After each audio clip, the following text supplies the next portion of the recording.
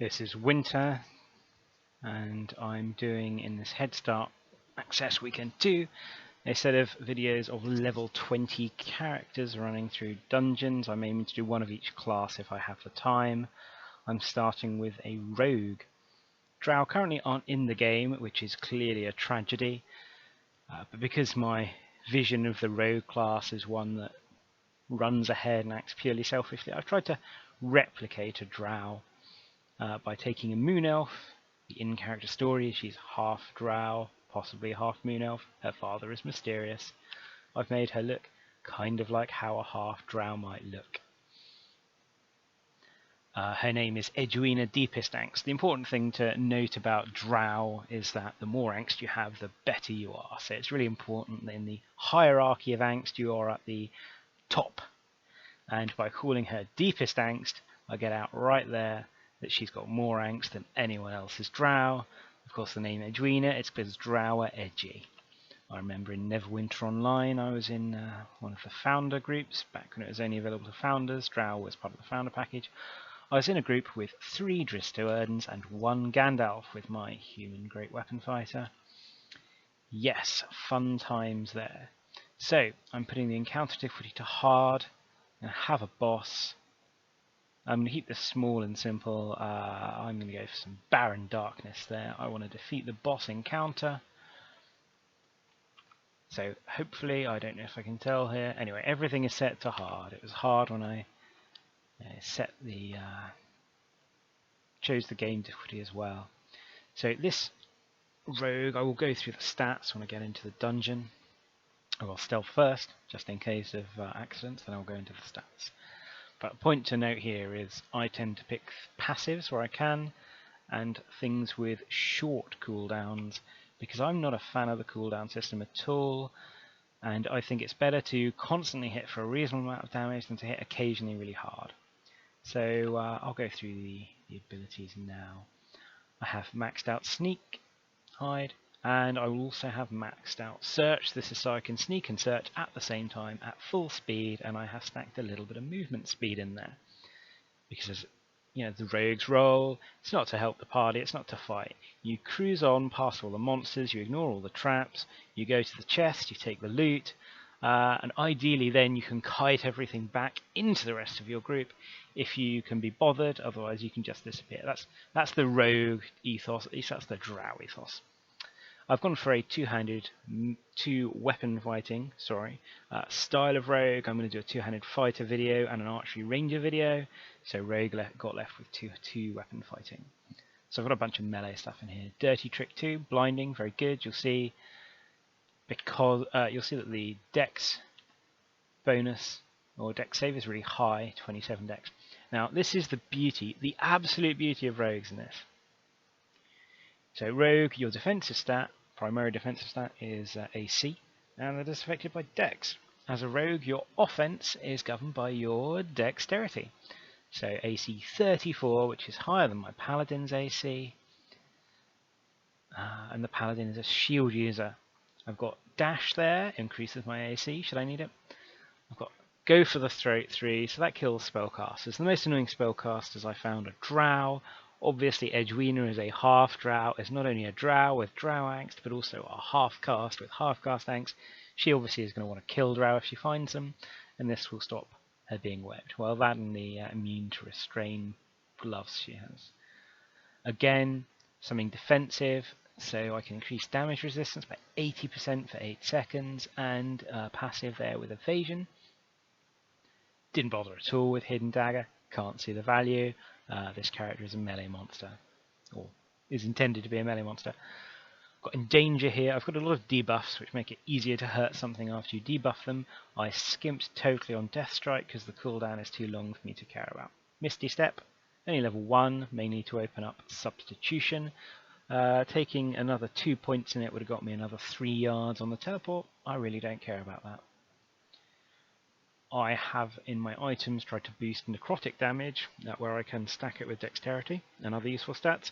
So I have Trickster's Implement here just to add a little bit of extra damage on. Trickster's Implement 3. It's quite a long cooldown, I'm not that happy with it, but I figure that's something that will probably scale. It's good to have one scaling damage stat. Riposte, So you can pop Riposte, and then you might parry counterattack, and you will layer on any necrotic damage and so on from Trickster's Repose, I think. Haven't had time or other people to test all this combat stuff out with, and there doesn't seem to be a good way of passing the combat log. So Whirlwind Attack 4, you'll see I've skimped on this because it's damage over time.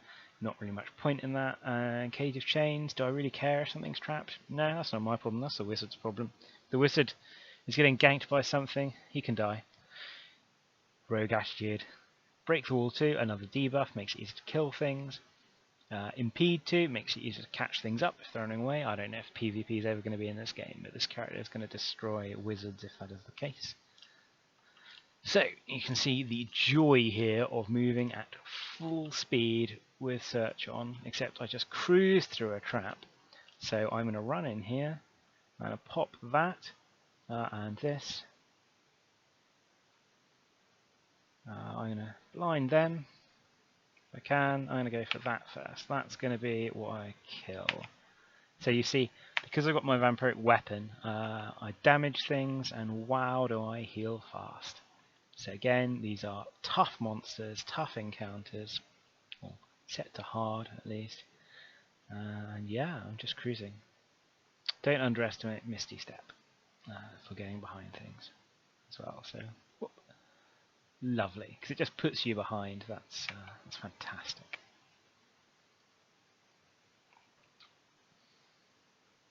So she's quite vocal. She keeps saying boom a lot. Edgwina, I don't know, maybe that is her inherent rage against the world coming out. She does have to be told to attack things. But I'm not too unhappy with her performance. Rogues don't get the same kind of attack speed increases or extra attacks that fighters and rangers do. I have got attack speed where I can. I'll go through the inventory quickly. So the rings, dex, necrotic, move speed increase there, and crit range. I don't actually know what the mechanic for crit range is, but it sounds important. I've got a lot of crit range. Hoping to crit a lot. Primary weapon, 100% vampiric damage. Secondary weapon does necrotic, also does radiant, not too bothered about that. I actually sold a good secondary weapon by mistake.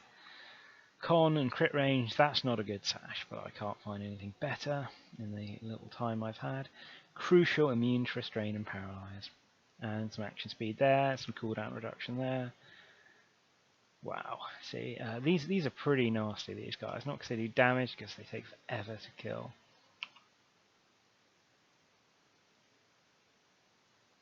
So I will blind him.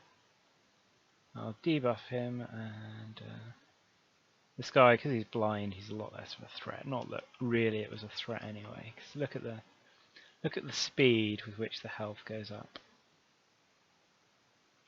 I'll try and open the combat log, in fact. Edgwina, crits, crits, crits. So look at all these crits. I don't know precisely the effect of critical range, but she does seem to be critting with almost every attack. So there we've got 1, 2, 3, 4, 5, 6 crits and 2 non-crits. That's completely unachievable in 5th ed, that kind of crit range. Oh, you know, it could be a statistical anomaly, but assuming it's not a statistical anomaly, that's just insane. The great thing is you can loot while you're stealthed, which is another reason that you just want to boost your stealth as a rogue. You don't want to mess around with having fights or anything. You can just get in there and loot. Oh, look, right next to the skeleton. He doesn't know. He hasn't got a clue that Edgwina, the best rogue, has just come in and taken whatever he was regarding. However, Edgwina has just made a little mistake here. So what I'm going to do is I'm going to pop substitution. Did I pop substitution? I did. It looked like it. Oh, whoops. So that's me just cruising around and not bothering to buff up search.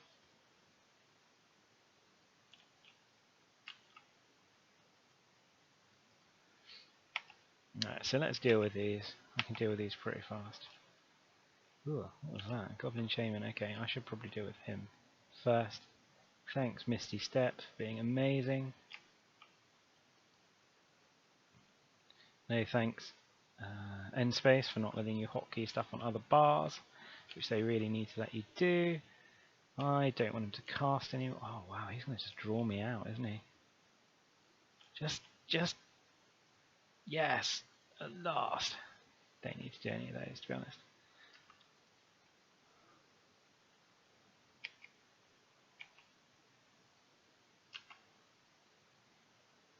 That was a really badly placed wind. So I want to take some stuff down quick. I'll pop their defences. It is very annoying, the delay between pressing something and then getting a response. Just want to drop this hobgoblin quite badly. And then I ping over to that. Yeah, I don't know what's with the blinding either. He's running forwards for no obvious reason. Anyway, as you can see, these hard encounters, 0 threat. Okay, so we've just about paid or taken the time required to get past my cockiness, where I ran full pelt through a trap that I hadn't bothered spotting. But that's quite easy. If I bothered getting any perception items, this wouldn't be an issue. So one of the things you can do is you can just keep your perception items in a bag in your inventory, and then bung on the perception items when you're intending to do one of these loot runs, and you will find the traps. No worries. Here we go. This will take me to the treasure room, I would guess. It's a bit of a disappointing treasure room. There we go. Oh no, it's a 3-chester. Occasionally you find miserable 2-chesters. Though that might be a different tile set. Go, Edgwina, fly, fly, my pretty. Oh, a chest. Yeah, the loot is terrible. I'm not entirely sure what justifies the terrible. Oh, I got spotted. Whoopsie daisy. Huh, got spotted and grabbed. I want to go stealthy again. So I put down the target dummy. I don't want to spend too much time fighting here. I do appear, however, to be quite in favour in terms of being tracked down by angry mobs. I'm going to get rid of this shadow mage as quick as I can. But this is quite useful in and of itself because it shows the joy of the high dex build. Look at this. It's surrounded by a mob of hard enemies. And what are they doing? Nothing. They're not hurting or scratching. I'll pop that just to raise my armor class to a comedic 44. We're talking here, these are not quite Pathfinder numbers because, you know, they're still real numbers, but these are talking like 4th edition numbers. It very much, in fact, feels like a... what's the opposite of Pathfinder? I don't know. Anyway, melee is very impressive in this. And the wizards are terrible. So this is, you know, the spiritual opposite of Pathfinder in that sense, in that melee classes aren't just here to carry the spellcaster's golf clubs from combat to combat.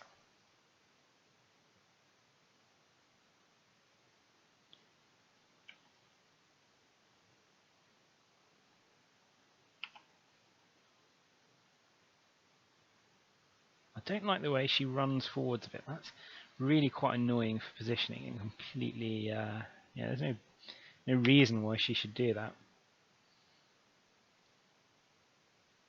Or maybe there is, maybe it's something to do with the targeting.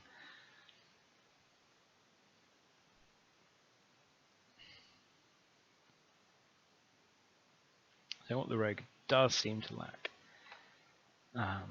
as I said, is this extra attack ability that paladins, rangers and fighters have. Mainly rangers and fighters. Paladins not quite as impressive, but they do have a good debuff called Sign of Vulnerability. And I'd have to say Paladin is my favourite class so far that I've tried. We'll see if after I put a bit of time into trying to kit out the other classes, whether that holds. Edgwina, not the fastest killer, but probably the toughest.